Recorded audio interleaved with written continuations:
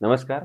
आपल्या सगळ्यांचं स्वागत आहे. आयकॉन स्टील प्रस्तुत बिल्ड आयकॉन या उपक्रमामध्ये. आज आम्ही आलोत नाशिकमध्ये आणि माझ्यासोबत आहेत senior engineer Manish Pawar sir. Senior engineer अर्थात म्हणण्याचं कारण एका वेगळ्या अँगलनं असं आहे, कारण 1988 पासून ते या क्षेत्रामध्ये अविरतपणे काम करतायत. आणि त्याच्यात आणखीन एक महत्त्वाचं म्हणजे आता त्यांचं प्रोफाईल बिल्डर डेव्हलपर म्हणून सुद्धा खूप चांगलं झालेलं आहे. आणि मला नेहमी असं वाटतं, की एक सामान्याचं मध्यमवर्गीयाचं जे स्वप्न असतं घराचं, ते फ्लॅटच्या माध्यमातून हल्ली पूर्ण होतं. जमिनीवरचं घर आता थोडं स्वप्न राहिलंय मध्यमवर्गीयासाठी. पण अर्थात ते फ्लॅटच्या माध्यमातूनही पूर्ण करतायत. पण त्याही दोन्ही रोलमध्ये ते काम करतात. सिव्हिल इंजिनिअर म्हणून पण आणि आता बिल्डर डेव्हलपर म्हणून पण. तर या सगळा प्रवास त्याच्याबरोबर त्यांचं काही कमर्शियल प्रोजेक्ट चालू आहेत, इंडस्ट्रियल चालू आहेत, इन्स्टिट्यूशनल आहेत. त्यामुळे आत्तापर्यंत हा त्यांचा प्रवास कसा होता, त्यांना आलेले अनुभव कसे होते आणि भविष्यात त्यांची वाटचाल कशी असणार आहे, या सगळ्या संदर्भात आपण बिल्ड आयकॉन या प्लॅटफॉर्मवर त्यांच्याशी गप्पा मारणार आहोत. नमस्कार सर. नमस्कार. आपण गप्पांना अशी सुरुवात करूया. थोडंसं फ्लॅशबॅकमध्ये जाऊन एक राइट. 30-35 वर्ष थोडं जरा मागे जाऊ आणि तिथून सुरुवात करू. म्हणजे मला आधी ऐकायचं ते म्हणजे तुमची शैक्षणिक पार्श्वभूमी कशी होती? हं, की शाळा कुठली होती? कॉलेज कुठलं होतं? आणि सगळ्यात महत्त्वाचं जेव्हा या 30-35 वर्षापूर्वी डिसिजन घेतला सिव्हिल इंजिनिअर व्हावं, हं. तर त्याच्यामागची प्रेरणा कुणाची होती? राइट, किंवा काय असं घडलं की ज्याच्यामुळे तुम्ही या क्षेत्राकडे वळालात? राइट. काय सांगाल? अ, नमस्कार. मी मनीष पवार. माझं शालेय शिक्षण धुळ्याला झालं. हं, 10वी पर्यंत जे-आर-सी-टी हायस्कूलला होतो. नंतर 11वी-12वी हं, हं, जय हिंद हायस्कूलला झालं. हं, नंतर इंजिनिअरिंग मी पुण्याला केलंय. Maharashtra institute of technology MIT Pune इथे. हं. तर 88 साली पास आउट झालो. तर सिव्हिल इंजिनिअरिंग विषय घेण्याचं एक कारण म्हणजे आमचे मामा एक याच्यात प्रख्यात सिव्हिल इंजिनिअर बी-एल मगर हे या क्षेत्रात आधीपासून काम करत होते. ते ही 70 सालापासून कॉन्ट्रॅक्टिंग आणि याच्यामध्ये सिव्हिल इंजिनिअरिंगची प्रॅक्टिस करत होते. त्याच्यामुळे त्या दृष्टीने मी तिकडे अट्रॅक्ट झालो आणि सुरुवातीला पास आउट झाल्यानंतर त्यांनाच जॉइन केलं. पहिले 2 वर्ष अगदी रेग्युलर त्यांच्याकडे नोकरी केली. आणि नंतर मग त्यांच्याच फर्ममध्ये मगर पॉवर असोसिएट्स असं आमच्या फर्ममध्ये मी एक पार्टनर झालो आणि तिथून मग आम्ही कन्सल्टिंग इंजिनिअरचा पाया आमचा घातला गेला आणि तिथून आमचं हे सुरू झाला प्रवास. Very good. सुरुवातीच्या टप्प्यातला आणखीन एक प्रश्न विचारायचा आहे. एक सिव्हिल इंजिनिअरिंगचा स्वतःचा पण एक स्ट्रगल असतो. हो. म्हणजे सिव्हिल इंजिनिअर तर आपण झालो. त्याच्यानंतर आपण कुठेतरी प्रॅक्टिस सर्व्हिस करतो आणि मग इंडिव्हिज्युअल काहीतरी बरं. कामाला सुरुवात करतो. तर जो पहिला प्रोजेक्ट केला तुम्ही, तर त्याची काही आठवण सांगता येईल का? की तो कसा होता? काम करताना काही दडपण तेव्हा आलं का? कारण नवीन-नवीन आपण शिकून सुरुवात केलेली असते. हां, हां. तर सुरुवातीच्या काळात एक मराठा विद्याप्रसारकाचे आम्ही शैक्षणिक संस्था अगदी 2 खोल्या, 3 खोल्या असे एक्सटेन्शन्स आणि याचे हं, आम्ही कामं केले. हं, तर त्यावेळेस अक्षरशः स्लॅब कास्टिंगला आम्ही पूर्ण तिथे मिक्सरच्या जवळ उभं राहून प्रपोर्शन चेक करणे. त्याप्रमाणे वरपर्यंत काँक्रीट कसं प्लेस होतंय ते सगळं बघणे. हं. नंतर अगदी छोटे-मोठे बंगलो त्याचे लाईन आउट करणे. हे तेव्हा वाहनांची आणि याची फार उपलब्धता नव्हती. तर आपल्या स्कूटरने 50-60 किलोमीटरने पर्यंत जाणे हां. आणि तिथे ते काम करून परत येणे. तर या सगळ्या गोष्टी होत्या. स्ट्रगल निश्चितच होता. एक सुरुवातीचे 10-15 वर्ष खूप शिकण्यात आणि स्ट्रगलमध्ये गेले. आणि मग आता थोडं आम्ही त्याच्यानंतर कन्सल्टिंग प्रॅक्टिसमध्ये स्थिरावलो. मग नंतर थोडं स्वतःचे काही ओन प्रोजेक्ट्स आता आमचे चालू आहेत. अशा पद्धतीने वाटचाल चाललंय. चालू आहे. ठीक आहे. मग आता या क्षेत्रातल्या काही प्रश्नांकडे येऊया. त्यातला पहिला प्रश्न असा विचारायचा आहे, की ही संपूर्ण इंडस्ट्री, सिव्हिल इंडस्ट्री आपण ही कायम याच्या केंद्रस्थानी काय म्हणतो आपण लेबर राहिलेला आहे हो, किंवा कामगार आपण ज्यांना म्हणतो. आणि त्याच्यातले सुद्धा अकुशल कामगारांचं प्रमाण या हो, क्षेत्रामध्ये आजही खूप हो, मोठ्या हो, प्रमाणात आहे. हो. तुम्ही जेव्हा कामाला सुरुवात केली तेव्हाही असेल आणि आजही हां. असेल.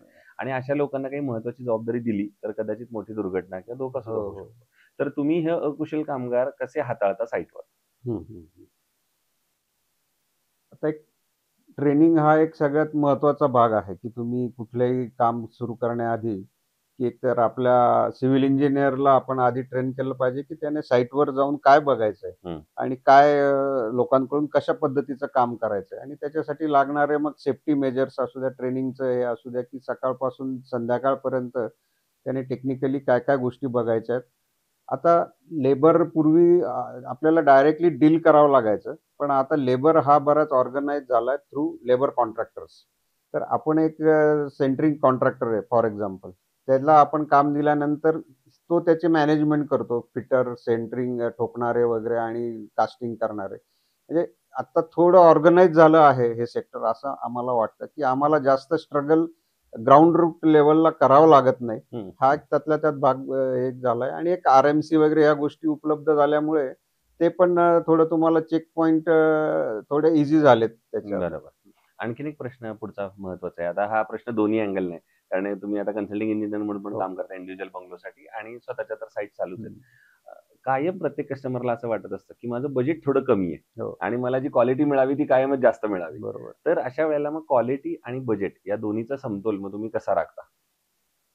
याच्यात थोडं आपल्याला म्हणजे कन्सल्टंटला थोडं ट्रिकी पण राहावं लागतं, की त्याला शेवटी तो प्रोजेक्ट पूर्ण पण करायचा असतो. अगदी 100% पूर्ण कॉस्ट किती येईल असं सांगितलं तरी तो मालक मध्यमवर्गीय असेल तर थोडा हाय खातो. हं, म्हणून त्याला थोडं आपण कमी याच्यात थोडं सांगून एक 15-20% कमी सांगून त्याला हं, आपण प्रवृत्त करतो, की हं, त्याने काम घेतलं पाहिजे. हं, हं, आणि त्याला त्याचा पूर्ण मोबदला कसा मिळेल, हं, हं. की त्याच्या पेमेंट तो जो काय करतोय, त्याला त्याची क्वालिटी आणि ते ते सगळ्यात महत्त्वाचं आहे. बरोबर, बरोबर. त्याच्यामध्ये कन्सल्टंटला हार्ड वर्क करावं लागतं हं, आणि प्रामाणिकपणे पण काम करावं लागतं. अगदी. मटेरियल प्रोक्युरमेंटमध्ये घ्या, लेबरमध्ये घ्या आणि त्याचं बिलिंग घ्या, मेजरमेंट्स घ्या. हं, हं. या सगळ्या गोष्टी जर प्रॉपरली केल्या, तर निश्चितच शेवटी तो क्लायंट तुमच्याकडे रिपीट होतो. त्याला वर मजला वाढवायचा असला तरी तो तुमच्या कन्सल्टंटकडे त्याच येतो, की "सर, तुम्ही केलेलं काम अतिशय छान होतं. आता वरचं आम्हाला फॅमिली साईज मोठी झाली आहे. आम्हाला तुम्ही पुढे गाईड करा."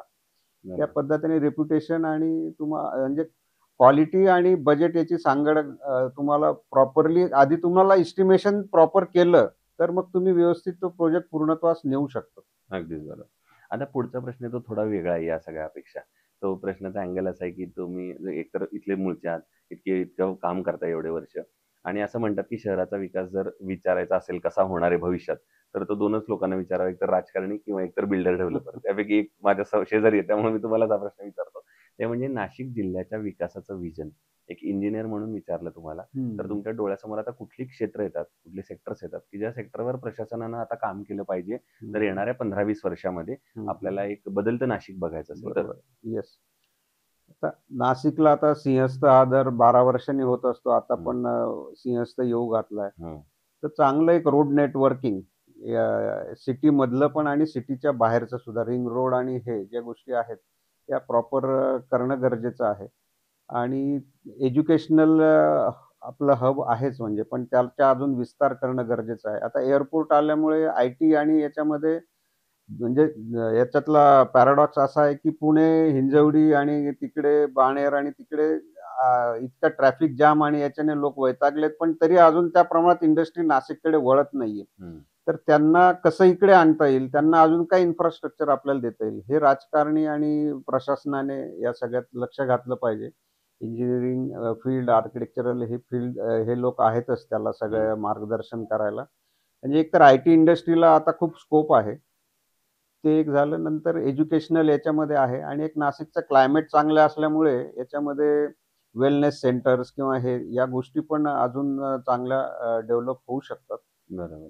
त्या हे दृष्टीने 2-3 करणं महत्त्वाचे मुद्दे आहेत. म तुम्ही म म्हटलात तसं इंडस्ट्री, हां. रोड्स हं. आणि हा तिसरा मुद्दा फार आहे हेल्थ टुरिझम एक जो हेल्थ नवीन ट्रेंड टुरिझम. एकदम हो, वाढतोय आणि हो, तो नाशिकसाठी तर आहेच. हो. तर मग या सगळ्यामध्ये शासनानं आता काय पावलं उचलली पाहिजेत एखादं क्षेत्र घेतलं आपण, हं, तर हं. तुम्हाला काय वाटतं काय महत्त्वाच्या स्टेप्स त्याच्यात असतील?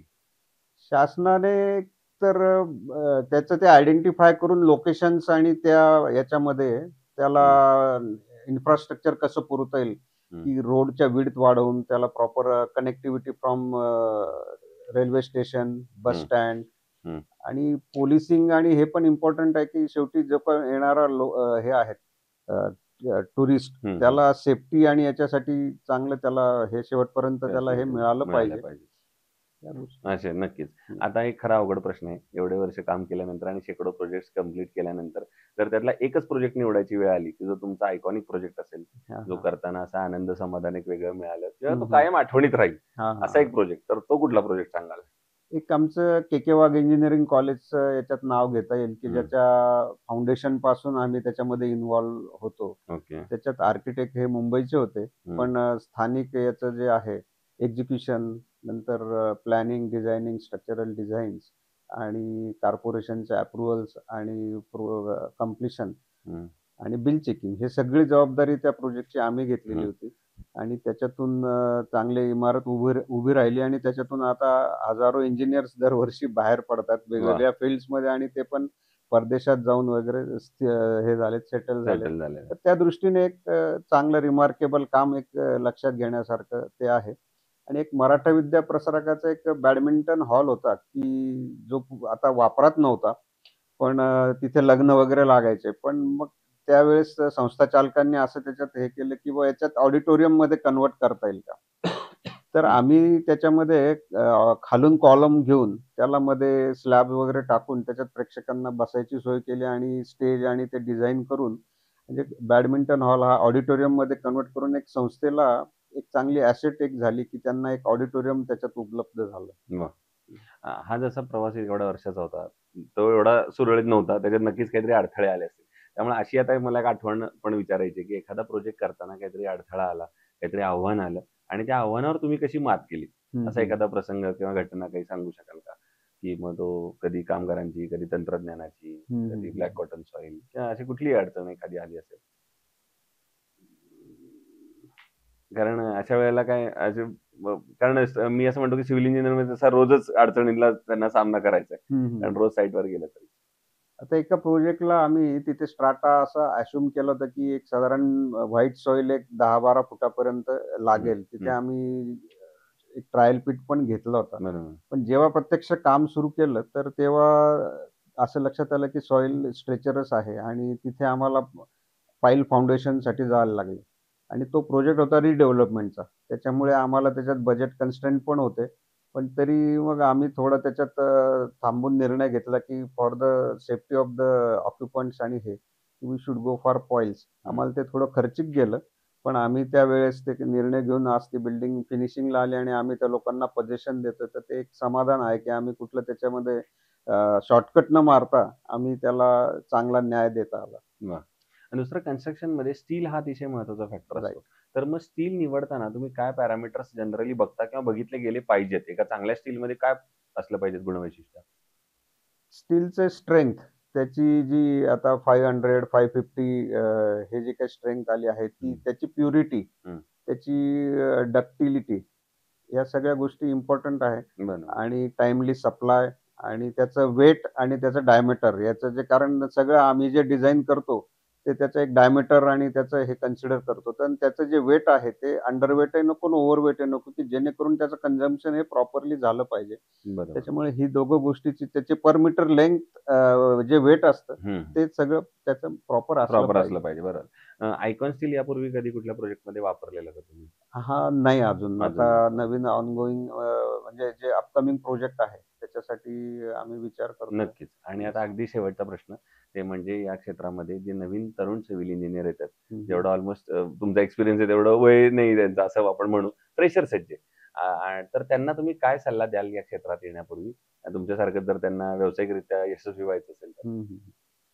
की एक अकॅडमिक एज्युकेशन झाल्यानंतर त्यांनी ताबडतोब व्यवसायात पडण्याची घाई न करता त्यांनी एक चांगल्या फर्ममध्ये किंवा चांगल्या एखाद्या इन्स्टिट्यूटमध्ये जाऊन प्रत्यक्ष कामावर जायचा अनुभव घेतला पाहिजे. सगळ्या गोष्टी स्टार्ट टू फिनिशपर्यंत आत्मसात केल्या पाहिजे हं. आणि मगच त्यांनी एखादा प्रोजेक्ट स्वतःच्या याच्याने इंडिपेंडेंटली घ्यायला हवा. म्हणजे त्यांची पंचाईत होणार नाही, त्यांच्यामुळे त्या क्लायंटची फसगत होणार नाही. असं माझा एक सल्ला राहील, की training is very much important proper वाह! वाह! आणि ते प्रॉपर एजन्सीकडे केलेलं जास्त चांगलं. क्या बात है! धन्यवाद. सो हे होते इंजिनिअर आणि builder developer Manish Pawar sir आणि त्यांनी सांगितलं त्याप्रमाणे जसं आपण म्हणतो, की शिक्षण हा त्या तुमच्या चांगलं शिक्षण हा करिअरचा पाया असतो. जसं एखाद्या वास्तूचा पाया जर भक्कम असेल, तर ती इमारत चांगली उभी राहू शकते. त्याप्रमाणे तुम्ही आधी चांगला एक्सपिरियन्स घ्या. त्यातले सगळे खाचखळगे शिकून घ्या आणि मग स्वतः कन्सल्टन्सी करिअर सुरू करा. नक्कीच तुम्ही या क्षेत्रात यशस्वी व्हाल. तर पुन्हा एकदा आपले मनापासून आभार, येस, की तुम्ही धन्यवाद. आलात आणि भविष्यात सुद्धा असेच उत्तमोत्तम आयकॉनिक प्रोजेक्ट येस. तुमच्या हातून घडावेत. याच आयकॉन स्टीलतर्फे मनःपूर्वक शुभेच्छा. आमच्या पण तुम्हाला कंपनीला धन्यवाद. तुम्ही आम्हाला ही संधी उपलब्ध करून दिली, हं. आमचं मनोगत व्यक्त करण्याची. Thank thank you you. Very much. Thank you.